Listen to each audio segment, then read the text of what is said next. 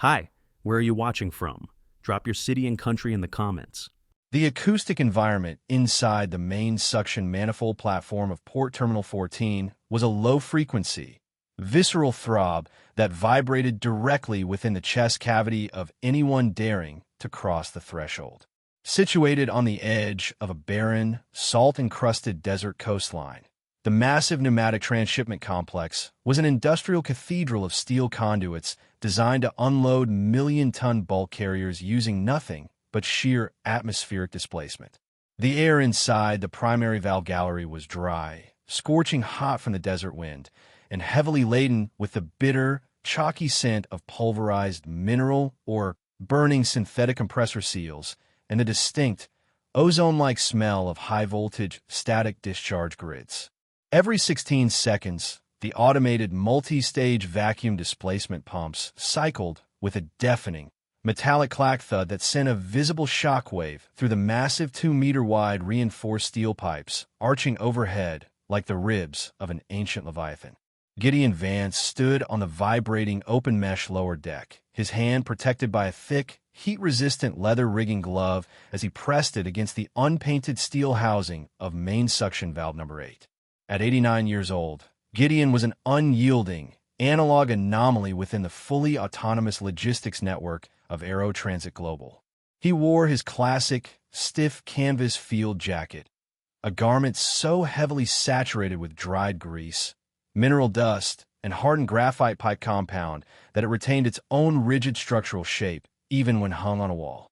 Behind him, the sleek, weatherproof console of the Port Cloud OS platform pulsed with a continuous, cold purple light, streaming optimized metric tons per hour directly to the shipping matrix in the capital city. Gideon completely ignored the digital dashboard. His eyes were locked on an old physical mechanical mercury column vacuum gauge tapped directly into the primary intake throat. The silver column was vibrating within a microscopic 4mm warning arc, a high-frequency fluid shutter that the cloud's automated software completely smoothed out on the remote monitor, classifying it as routine pipeline turbulence. To the corporate efficiency planners analyzing the terminal's operations from their climate-controlled high-rises in the metropolis, Terminal 14 was a masterclass in clean, autonomous throughput execution. To capture the massive midsummer shipping turnaround bonuses before the seasonal monsoons arrived, Silas Vance, the 26-year-old director of Autonomous Kinetic Transfer, whose meteoric corporate rise rested entirely on automated pipeline optimization models, had deployed a global firmware patch to the primary intake blowers. With a single terminal command executed from his remote office, Silas had accelerated the vacuum extraction velocity by 55%, completely bypassing the mandatory filter clearing soak times designed to prevent material choking in the primary separation cycloners. On Silas's centralized interface, the entire port sector glowed in a perfect, triumphant indigo, indicating a historic record in daily dry bulk material movement. Gideon, however, did not need a digital screen to know that the main pneumatic loop was reaching its structural expansion limit. He could hear it in the dry, rhythmic snapping sounds echoing deep from the interior of the high-pressure manifold, the unmistakable acoustic warning of abrasive microparticles tearing through the sacrificial alloy linings at near-supersonic speeds. The accelerated suction schedule was forcing raw, unscreened mineral dust into the secondary filtration bank far too fast, causing sudden, explosive particulate plugging that sent violent vacuum spikes back down the primary line. The cloud-based digital pressure transducers, calibrated exclusively for smooth linear flow profiles, remained completely blind to these high-frequency kinetic pulses, reporting maximum operational efficiency, while the primary vacuum-rated structural shell of the main separation silo was actively losing its structural integrity under the crushing weight of the outside atmosphere. The heavy, pneumatically sealed steel hatch leading to the lower gallery slammed open with a sharp, echoing bang of displaced air, admitting Silas Vance into the high-pressure vault. He was dressed in immaculate, custom-tailored white corporate technical gear, his spotless anti-static field boots and lightweight carbon fiber helmet looking completely out of place against the grease-splattered and mineral-stained environment of the suction deck. He held a thin, transparent glass field tablet that cast an aggressive blue glow over his sharp, impatient features. "Gideon," Silas shouted, his voice tight with administrative frustration as he tried to project over the deafening, echoing roar of the primary vacuum pumps. The Central Logistics Cluster has flagged Terminal 14 as a critical network bottleneck. Your manual mechanical lockout on the primary airlock gate has completely halted the automated unloading sequence for 2 bulk carriers waiting in the bay. We have thousands of tons of cargo sitting dead in the berths, and the corporation is eating massive demurrage penalties for every 15 minutes of delay. Release the manual lockout and clear the digital distribution manifest right now. Gideon didn't remove his glove from the intake valve housing. He used a short wire brush to clean a thick layer of gray abrasive dust from the exposed brass stem of the mechanical vacuum gauge, pointing up into the dark, towering mass of the primary separation silo behind them. The vacuum pressure along the main suction line has passed its structural limit, Silas. Your high-speed extraction profile is forcing dry abrasive dust into the secondary filter cells far too fast. The internal ceramic deflectors are warping from the friction, and the air-to-solid ratio is completely out of balance.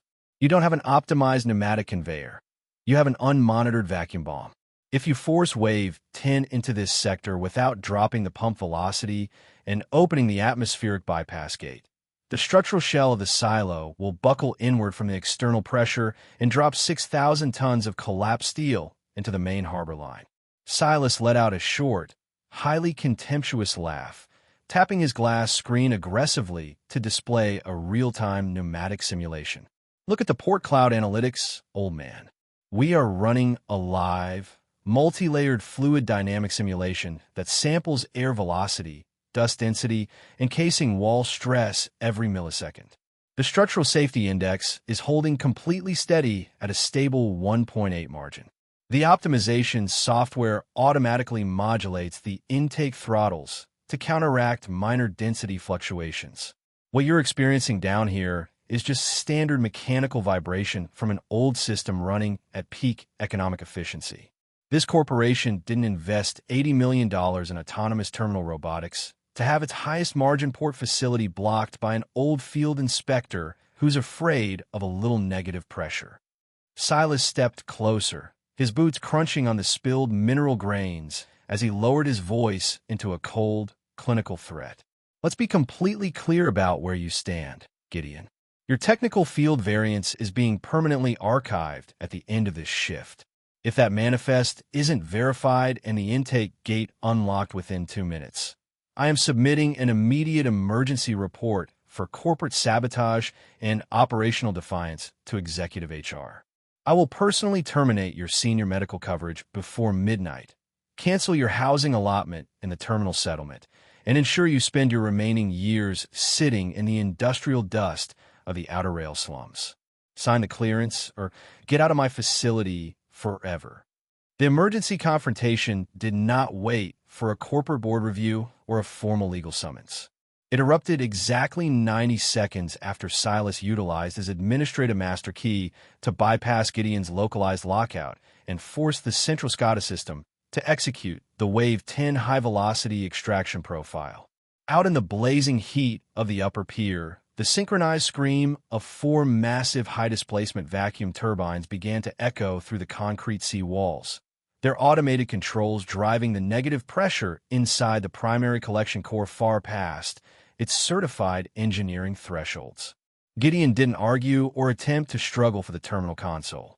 He reached over and flipped a heavy mechanical toggle on his local diagnostic panel, switching the main display wall from the stylized port cloud wireframe model to a raw, unedited acoustic emission line feed connected directly to the internal structural rib cage of Silo 3.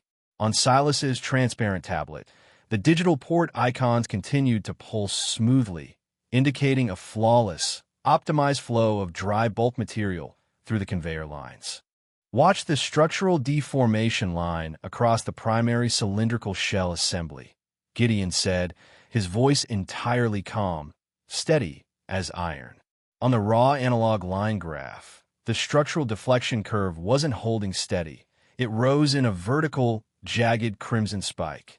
The air inside the massive steel cylinder evacuated instantly under the immense force of the automated override, could not be replaced fast enough through the completely blocked, dust-choked filter cells. The interior of the silo had reached a near-perfect vacuum state under extreme kinetic stress. Within seconds, the pristine corporate interface on Silas's tablet began to violently glitch. The clean indigo dashboard fractured into a chaotic wall of amber and crimson warning blocks as a massive, destructive kinetic shockwave, the physical implosion of steel plates under the weight of 15 pounds per square inch of outside atmospheric pressure, came rushing through the piping. It's just a temporary sensor lag. The cloud routing protocol will automatically modulate the relief valves to restore pressure equilibrium.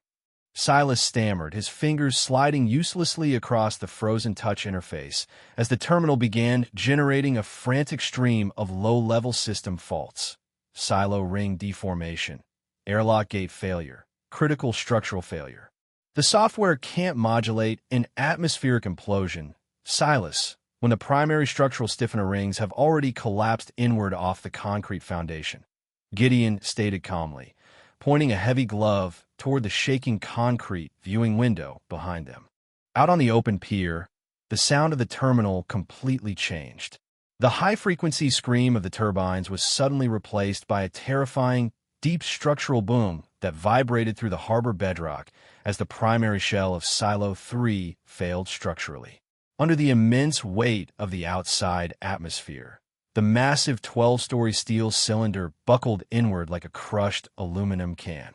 The vacuum-induced collapse tore through the support frames, tilting the massive, unloading gantries violently into the water and instantly shorting out the entire port facility's automated electrical grid.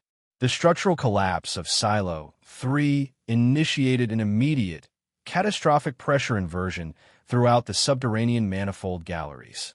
When the main 12-story steel shell buckled inward, it created a massive, high-velocity atmospheric hammer, a reverse wall of outside air rushing into the evacuated void at near-supersonic speeds through the broken primary conduits.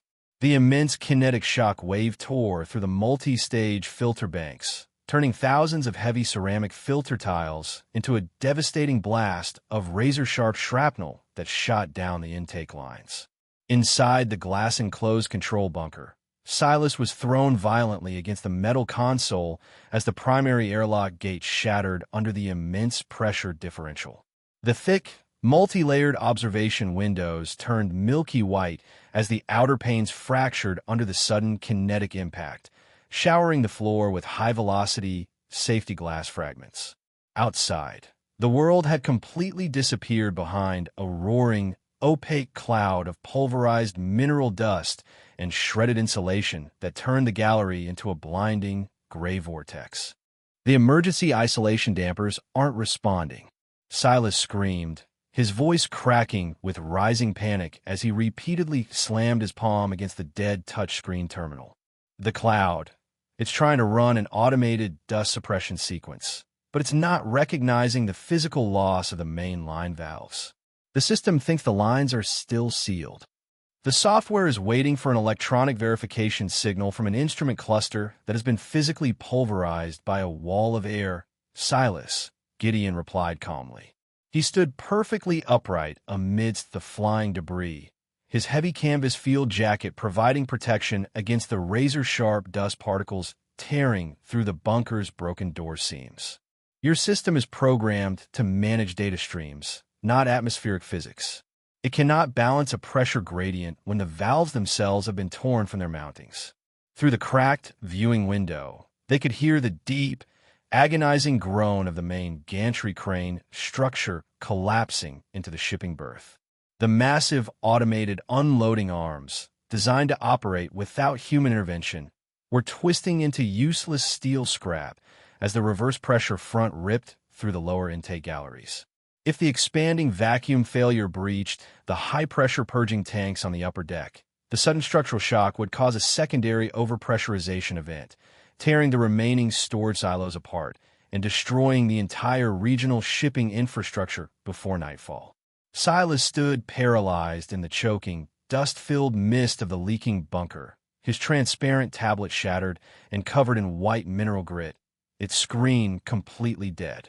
The port cloud platform was totally unresponsive, blinded by the physical destruction of the primary pressure sensors, leaving the logistics network completely unable to safely halt the remaining automated vacuum turbines that were still screaming on the upper pier, driving the remaining systems toward a total infrastructure collapse.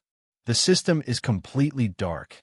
I can't reach the emergency dump gates, Silas whispered, his face pale with terror under the layer of gray mineral dust, his hands shaking violently as the emergency sirens began to wail through the concrete vault.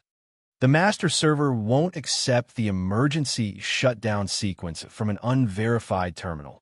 The server isn't listening because the physical data trunks were severed when a main silo collapsed through the concrete cable galleries. Silas, Gideon said calmly.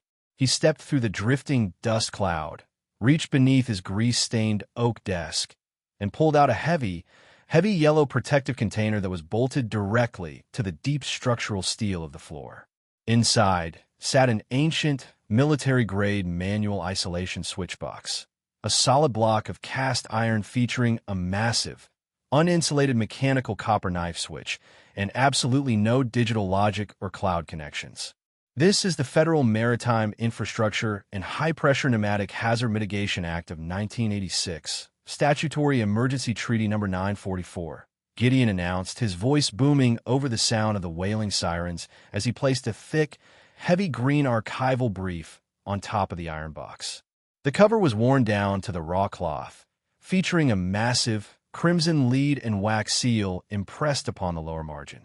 When your corporate optimization group redesigned the terminal interface code 4 years ago, they categorized all pre-digital manual emergency isolation protocols as obsolete legacy architecture to save on server compliance indexing costs. Gideon continued, looking down at Silas.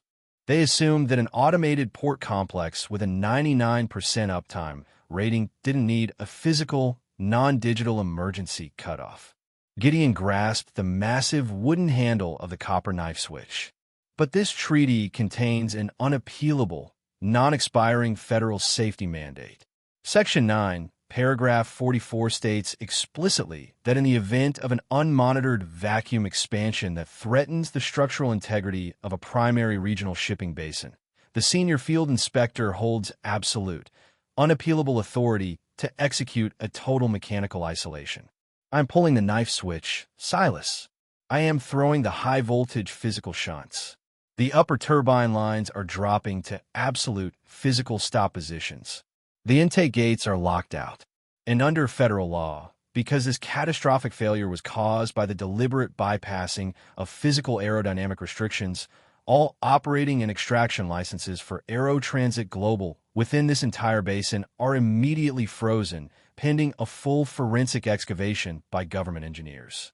He slammed the massive wooden handle down into the grounding blocks.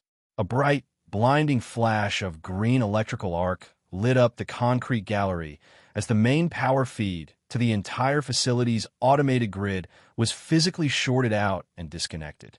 The roaring mechanical scream of the escaping air died down into a low, deep hiss, leaving only the sound of hot mineral dust settling slowly from the shattered ceiling into the darkness below. 6 months later, the hypermodern, high-velocity administrative offices of Aero Transit Global had been completely dismantled, their slick glass desks and glowing holographic displays sold off at asset liquidation auctions. The corporation, entirely unable to honor its regional material supply contracts due to the indefinite, legally mandated freezing of its shipping infrastructure, had collapsed into a swift, devastating bankruptcy.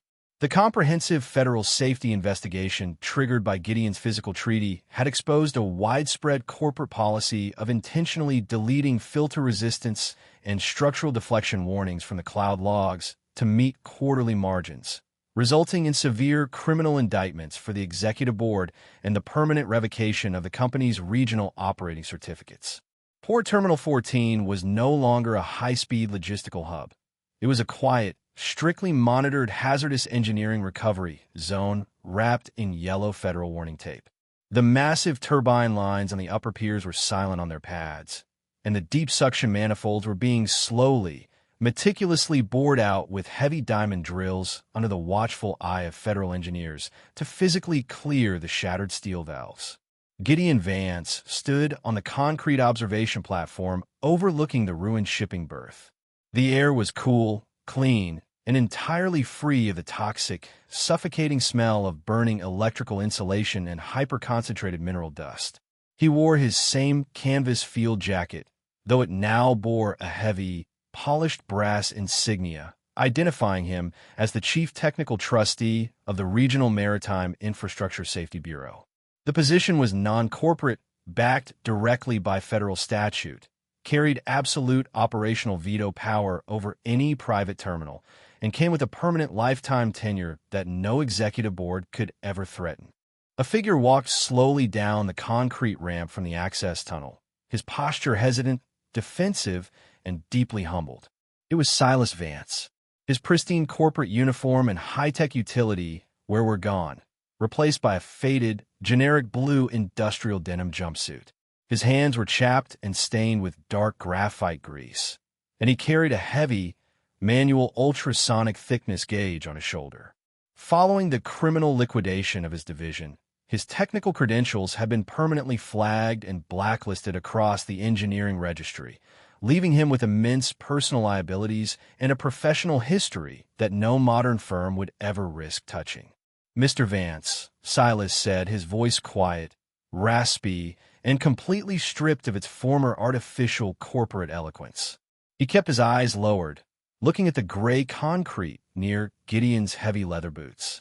"The Bureau's regional office. They told me that all manual labor assignments for the manifold clearance crews must be personally vetted and signed off by your desk. I've applied for the entry-level position of third-class mechanical valve scraper for the lower basin lines. I need the authorization to retain my family's basic housing permit in the sector settlement." Gideon looked at the young man for a long, quiet moment, the silence between them punctuated only by the distant, rhythmic clink-clink of a manual chisel clearing out a silica block down on the turbine casings. The lower basin lines require manual structural testing and scale checking every Friday morning at 4 o'clock sharp. "Silas," Gideon stated evenly, his voice steady as iron. "No automate de SYNCS, no cloud Hemingdeers, no digital das guardas. If your hand slips, or you fail to check the pipe thickness with a manual scale, a trap pocket of deep negative pressure could blow out and cave your chest cavity inward in a second. You report to the tool room on Monday morning at dawn. You'll be issued a manual canvas logbook, a mechanical thickness gauge, and an iron scraping bar. If you can learn to respect the pressure of the air and the reality of the material without needing a screen to tell you it's safe, you might actually turn into a real energy engineer someday." Silas nodded quickly, a look of profound, desperate relief washing over his face. "Thank you, sir. I'll be there. 4 o'clock sharp."